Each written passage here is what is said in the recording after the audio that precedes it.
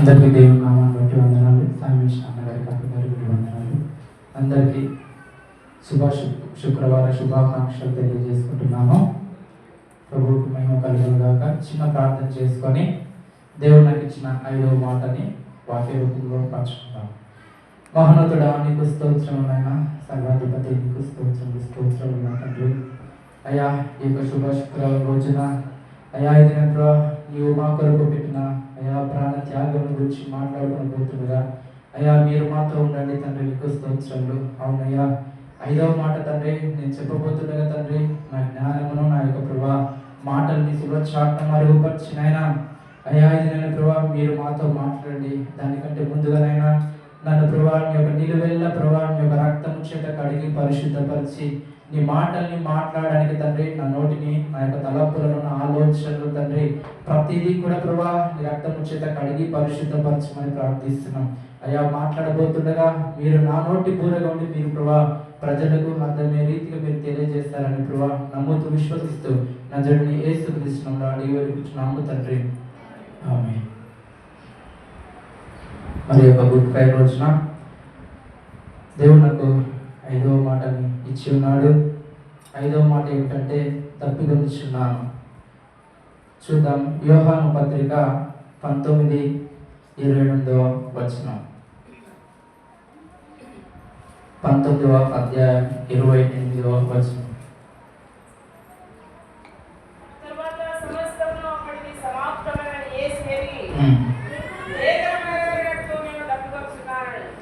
చాలా తప్పిదొంచున్నాను. ప్రభు అయిన యేసుక్రీస్తు శిలువలో పలికిన 5వ మాట.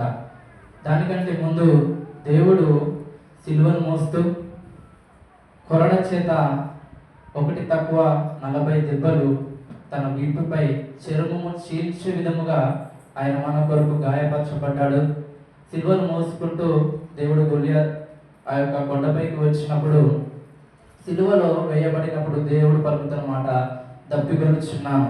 అయితే ఈ దప్పిక చాలా రహస్యమైనది, చాలా లోతైన మర్మమని దేవుని యొక్క వాక్యం సెలవిస్తుంది. అయితే 1, 2, 3, 4 మాటలు తర్వాత ఇంకొక 3 మాటల మధ్యలో ఈ మాట చెప్పబడింది, దప్పికొనుచున్నాను. దానికంటే ముందు దేవుడు సమాప్తమైనది ఎరిగి ఉన్నాడంట. సమాప్తమైనది 7వ మాట అయితే దేవుడు ముందుగానే సమాప్తమైనది గుర్తించి నేను తప్పికొనుచున్నానని అక్కడ మాట్లాడుతున్నాడు. లోక సంబంధమైన మాటల విషయం మనం మాట్లాడుకున్నట్లయితే కొన్నిసార్లు మనము బాగా పనిచేసినప్పుడు చాలా శ్రమ పడినప్పుడు మనం కూడా అలసిపోయి ఉంటాం. అలసిపోయినప్పుడు మనకు చాలా శరీర సంబంధమైన దాహం అనేది కలుగుతుంది. అదేవిధంగా దేవుడు మన కొరకు శ్రమపడి ఉన్నాడు. దేవుడు మన కొరకు గాయపరచబడి ఉన్నాడు. దేవుడు మన కొరకు ఉమ్మివేయబడ్డాడు. దేవుడు మన కొరకు అవమానపరచబడి ఉన్నాడు. అయితే దేవుడు దాహము ఎప్పుడు వేసిందంటే దేవుని శరీరములో రక్తమైనను నీరైనను లేదని దేవుని యొక్క వాక్యము స్పష్టంగా సెలవిస్తూ ఉంది. దేవుడు సమాప్తమైనది గుర్తించి దప్పికొనుచున్నాడని దేవుని వాక్యం సెలవిస్తోంది. అదేవిధంగా దప్పిక గురించి చాలా చోట్ల కూడా చాలా రకాలుగా చాలా విధాలుగా దాహమును గురించిన మాట వ్రాయబడింది. అయితే యోహాను సువార్త 4:14లో ఒక స్త్రీతో దేవుడు ఒక గొప్ప మర్మము, నీటిని గురించిన, దాహమును గురించిన, ఆహారమును గురించిన మాటలు దేవుడు మాట్లాడుతూ ఉన్నాడు. చాలా నేనిచ్చి నీళ్ళు త్రాగువాడు ఎప్పుడూ తప్పికొనడు. ఎగ్జాంపుల్కి ఎవరైనా మన ఇంటికి వచ్చినప్పుడు వారికి దాహం వేసింది అనుకో, మనం నీళ్ళు ఇస్తాం. అయ్యా దాహం వేస్తుంది నీళ్ళు ఇవ్వండి అంటే తీసుకో అని చెప్పేసి నీళ్ళు ఇస్తాం. కొద్ది దూరం వెళ్ళిన తర్వాత మళ్ళీ దాహం వేసింది అనుకో, మళ్ళీ వేరొక దగ్గర నీళ్ళు అడిగినప్పుడు వారికి దాహం వేసినప్పుడు వాళ్ళు నీళ్ళు ఇచ్చినప్పుడు దాహం తీర్చుకుంటారు. అయితే సమరయ స్త్రీ గురించి దేవుడు మాట్లాడుతూ ఉన్నాడు. సమరయ యొక్క స్త్రీ గురించి మనకు తెలుసు. తనకు 5 పెనిమిటిలని దేవుడు స్పష్టంగా దేవుడు తనతో మాట్లాడి ఉన్నాడు. అయితే దేవుడు అలసిపోయి ఆ యొక్క యాకోబు బావి దగ్గర ఉన్నప్పుడు ఆ యొక్క స్త్రీ వచ్చినప్పుడు దేవునితో అంటున్న మాట ఏంటంటే మా తండ్రులు, మా పిల్లలను, మా పశువులను ఈ యొక్క బావిలో నుంచి నీళ్ళని చేదుకొని త్రాగిన వారి కంటే నువ్వు గొప్పవాడివా అని చెప్పేసి మాట్లాడుతూ ఉంది.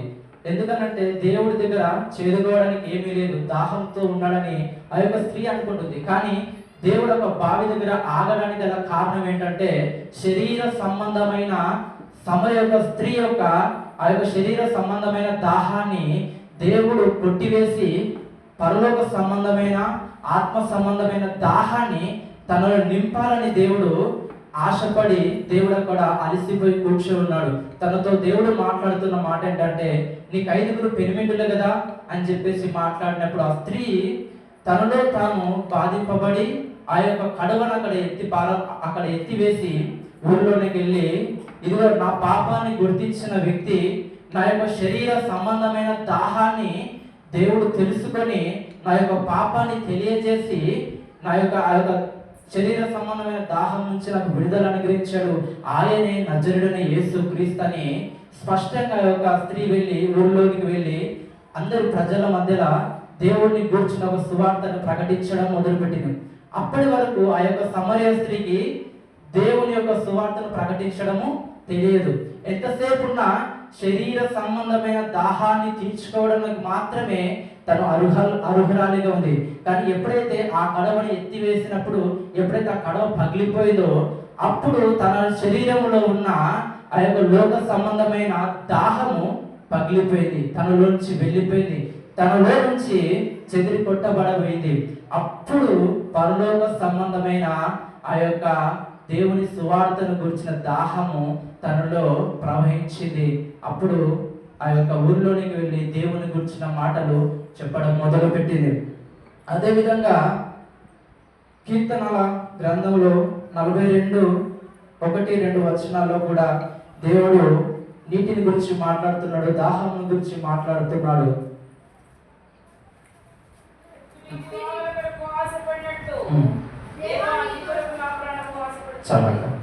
దుప్పి నీటి వాగుల కొరకు ఆశపడినట్లు నా దేవా నా ప్రాణము నీ కొరకు ఆశపడుచున్నది. ఒక పశువే కానీ లేదా మన దగ్గర ఉన్న పశువులే కానీ ఇంకా ఏవైనా సరే దాహం వేసినప్పుడు వాటికి మనం నీళ్ళు ఇస్తుంటాం. అదేవిధంగా దుప్పి నీటి వాగుల కొరకు ఆశపడినట్లుగా మన ప్రాణం ఆశపడాలని దేవుని వాక్యం సెలవిస్తూ ఉంది. ఈరోజు మనము ఏ నీటి కోసం మనం ఆశపడుతూ ఉన్నాం? శరీర సంబంధమైన నీటి కోసమా? ఈ లోకంలో ఉన్న శరీర సంబంధమైన ఆశల కోసమా అని చెప్పి ఇక్కడ మాట్లాడుతున్నాడు. ఒక ఆశ కలిగి ఉండాలి. ఆ ఆశ దేవుని నిమిత్తమే కలిగిన ఆశ కలిగి మనం ఉండాలి. ఆ ఆశను మనం కలిగి ఉన్నప్పుడు మనము ధన్యులుగా మార్చబడతాం. ఆ ఆశ మనలో ఉన్నప్పుడు మనము దేవుడు తప్పికొనుచున్నాడనే మాట ఎక్కడైతే రాయబడిందో ఆయన తప్పికను తీర్చేవారిగా మనం మార్చబడతాం. అదేవిధంగా లాజరు గురించి దేవుడు లాజరు గురించి రాయబడింది. లూకా సువార్త 16:24లో మాట్లాడుతూ ఉన్నాడు. ధనవంతుడు మనకు తెలుసు. ఆ యొక్క ధనవంతుడు లాజరు గురించి రాయబడింది. ధనవంతుడు ఇంట ఉన్నప్పుడు ఆ యొక్క బల్లపైన చూడిన రొట్టెలు తినాలని ఆశపడి ఉన్నాడు, కానీ తను తినలేదని దేవుని వాక్యం సెలవిస్తూ ఉంది. అయితే ఆ యొక్క ధనవంతుడు చాలా లగ్జరీగా జీవించి ఉన్నాడు. లోకంలో ఉన్న ప్రతి ఒక్క ఆశ కూడా ఆయన నెరవేర్చుకున్నాడు. ఆ యొక్క ధనవంతుడు లోకంలో ఉన్న ప్రతి అది ఎటువంటి లోక సంబంధమైన శరీర సంబంధమైన ఎటువంటివైనా సరే ఆ యొక్క ప్రతి ఒక్క దాహాన్ని ఆయన తీర్చుకున్నాడు. అయితే లాజరు అక్కడ పడి ఉన్నప్పుడు ఆ యొక్క రొట్టె మిక్కలను తినాలని ఆశపడ్డాడు, కానీ తినలేదు. ఎందుకనంటే నేను ఈ యొక్క శ్రమ ద్వారా నేను చనిపోయినా సరే కానీ నేను ఎక్కడ ఉండాలంటే దేవుని యొక్క పరలోక రాజ్యములో ఉండాలని ఆయన యొక్క దప్పిక, పరలోక సంబంధమైన దప్పిక అనేది తనలో ఉన్నది. కాబట్టి కేవలం విశ్వాసము కలిగి నిరీక్షణ కలిగి ఆ యొక్క లాజరు ఉన్నాడు. కాబట్టి ఆ యొక్క అబ్రహాము రొమ్మున ఆ యొక్క లాజరు ఆనుకోగలిగాడు.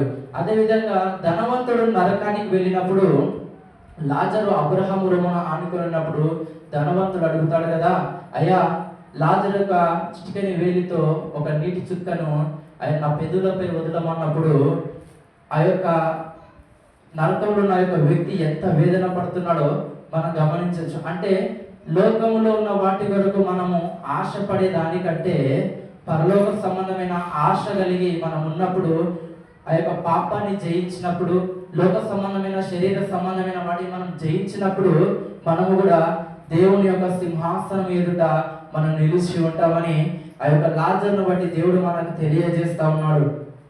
అదేవిధంగా దాహమును గురించి నిర్గమ కాండంలో కూడా వ్రాయబడి ఉంది. అయితే ఇజ్రాయేల్ ప్రజలు ఐగుప్తులో ఉన్నప్పుడు వాళ్ళ యొక్క సైన్యము చాలా విస్తరిస్తూ ఉంది. ఐగుప్తులో ఇజ్రాయేల్ ప్రజలు విస్తరిస్తూ ఉన్నారు. ఆ టైంలో మోషేను పంపిన విషయం మనకు అందరికీ తెలిసిన విషయమే.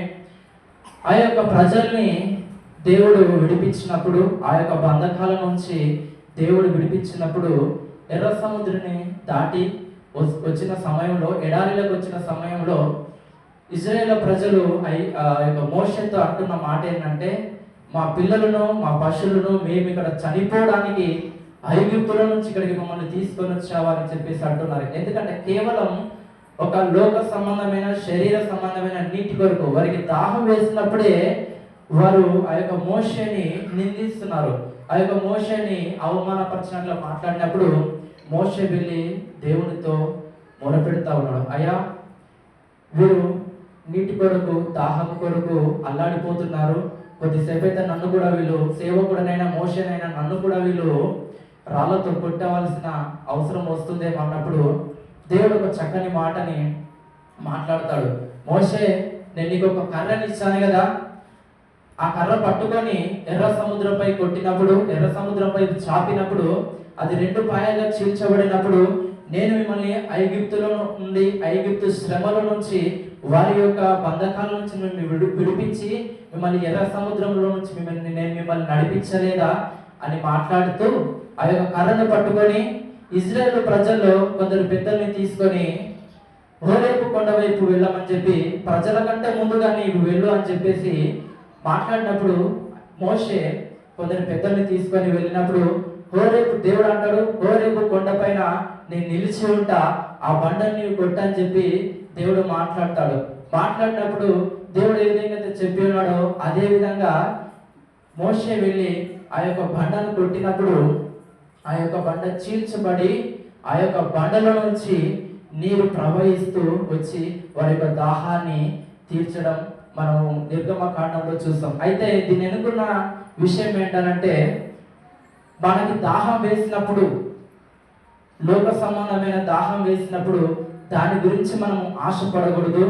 లోక సంబంధమైన పాప విషయాలే మనకు దాహం వేసినప్పుడు దేవుడు నమ్మిన మనము ఒక క్షణము నిలిచి ఆ యొక్క పాపం నుంచి మనం ఏ విధంగా అయితే విముక్తి పొందాలో మనము దేవుడు మోషేకి ఇచ్చిన కర్రను బట్టి ప్రార్థన కలిగి మనం ప్రార్థించినప్పుడు పాపం అనే బండ పగలగొట్టబడి అది మన నుంచి వెళ్ళి దేవుని యొక్క ఆశలు నెరవేర్చేవారిగా, దేవుని యొక్క దాహాన్ని మనం తీర్చేవారిగా మనం మార్చబడతామని దేవుని వాక్యం సెలవిస్తా ఉంది. అదేవిధంగా ఈ మాట దాహమును గురించిన మాట దేవుడు ఈ లోకానికి రాకమునుపు 2000 సంవత్సరాల కంటే మునిపే కీర్తన గ్రంథంలో ప్రవక్తల ద్వారా, పెద్దల ద్వారా రాయబడిందని దేవుని వాక్యం సెలవిస్తుంది. వారు చేదు నాకు ఆహారముగా పెట్టిరి, నాకు దప్పైనప్పుడు చిరకను త్రాగనిచ్చిరని ఆ యొక్క వాక్యం సెలవిస్తాం. అంటే ఈ యొక్క తప్పికొనిచున్నాననే మాట సిలువలో నెరవేర్చబడాలి అంటే దేవుని కంటే మునిపే, దేవుడు లోకానికి వచ్చేదానికంటే మునిపే ఆల్రెడీ ఆ యొక్క పాత నిబంధనలో రాయబడిందని దేవుని వాక్యం సెలవిస్తా ఉంది. మనము కూడా ఈ యొక్క లోక సంబంధమైన దప్పిక గురించి కాక పరలోక సంబంధమైన దప్పిక కలిగి మనం ఈ లోకంలో జీవించాలి. దేవునితో మనం సహవాసం కలిగి ఉన్నప్పుడు మనకి పరలోక సంబంధమైన దప్పిక ఏంటి, లోక సంబంధమైన దప్పిక ఏంటని మనకు తెలుస్తుంది.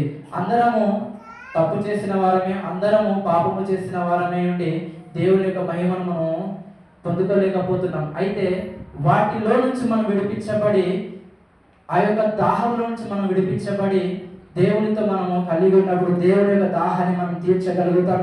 అదేవిధంగా చివరి మాటగా ఎఫెసీయులకు రాసిన పత్రిక 5వ అధ్యాయం 2వ వచనం, దేవుడు మనల్ని మన కోసం ఏ విధంగా ప్రాణం పెట్టి ఉన్నాడో స్పష్టంగా అక్కడ దేవుడు మాట్లాడుతూ ఉన్నాడు. ఎఫెసీయులకు రాసిన పత్రిక 5:2.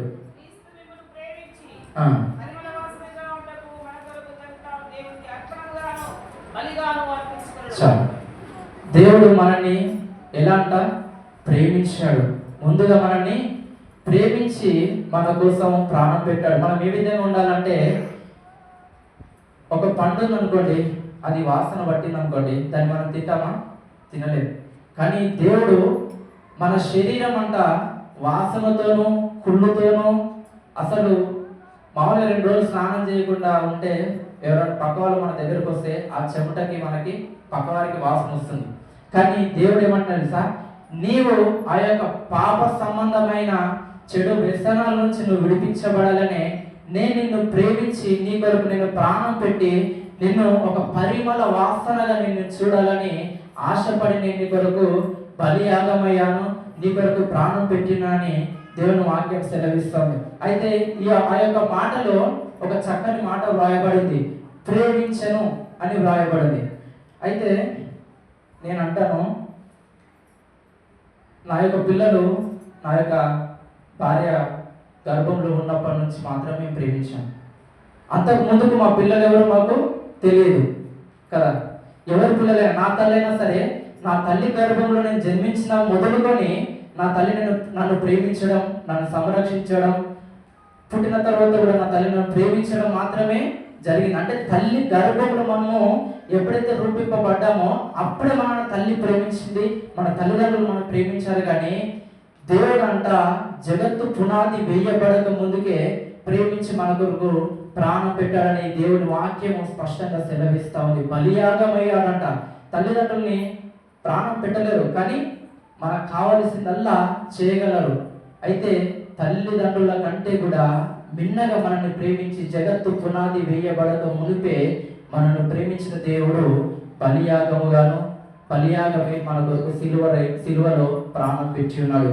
అదేవిధంగా మరి దేవుడు మన కోసం పెట్టిన ప్రాణంకి త్యాగంగాను మనము దేవుని విశ్వసించిన వారము, దేవుడిని అంగీకరించిన వారమే.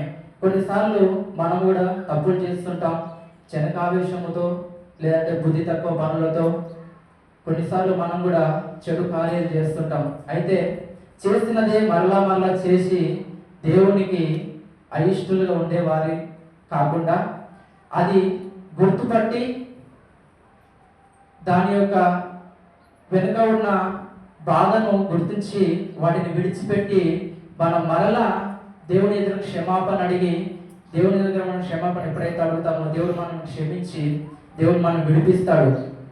పరిశుద్ధ గ్రంథం చెప్తుంది ఏమనంటే, ఒకసారి చేసిన తప్పుకు క్షమాపణ ఉంటుందంట, కానీ మరలా చేసే ఆ యొక్క పాపాన్ని కానీ తప్పుకు కానీ లోక సంబంధమైన ఏ విషయములైనా సరే, పాప సంబంధమైన విషయంలో మనం చేస్తే మరలా దానికి క్షమాపణ ఉండదని వాక్యం సెలవిస్తుంది. కాబట్టి మనం చేసిన వాటిలోని ఏవైనా తప్పులుంటే, ఈరోజు దేవుడు మన కోసము ప్రాణం పెట్టిన రోజు, మరి ఈరోజు మన పాపములను ఒప్పుకొని విడిచిపెట్టి వారిగా నీవును నేనును మనము ఈ యొక్క దేవుని సన్నిధిలో నిలుచుదుము గాక. ఆమేన్.